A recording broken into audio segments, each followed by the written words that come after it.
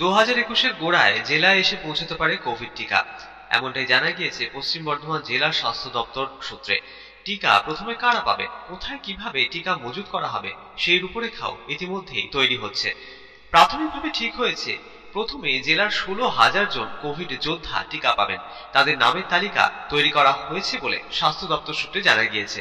রাজ্য স্বাস্থ্য দপ্তর সূত্রে জানা গিয়েছে কোভিড সংক্রান্ত টিকা ও কোল্ড চেনের প্রশিক্ষণের জন্য জেলাগুলিকে 3টি ভাগে ভাগ করা হয়েছে। বীরভূম, পূর্ব ও পশ্চিম বর্ধমান, হুগলি জেলা রয়েছে বর্ধমান বিভাগের মধ্যে। জেলা স্বাস্থ্য দপ্তর সূত্রে খবর, টিকা কবে জেলায় পৌঁছবে সে বিষয়ে এখনো নির্দিষ্ট কোনো সিদ্ধান্ত হয়নি।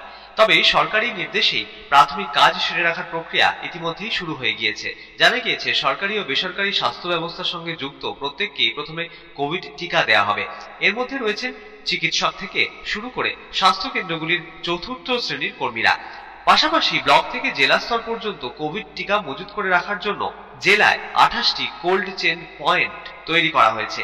এই কেন্দ্রগুলির পরিকাঠামো তৈরির কাজও শুরু হয়েছে। তবে রাজ্য সরকারের কোভিড ম্যানেজমেন্ট কমিটির পূর্ব ও পশ্চিম বর্ধমানের কোঅর্ডিনেটর জানিয়েছেন কোভিড টিকা নিয়ে ইতিমধ্যেই একটি বৈঠক হয়েছে, তবে বিষয়টি এখনো প্রাথমিক পর্যায়ে রয়েছে, চূড়ান্ত কোনো সিদ্ধান্ত নেওয়া হয়নি।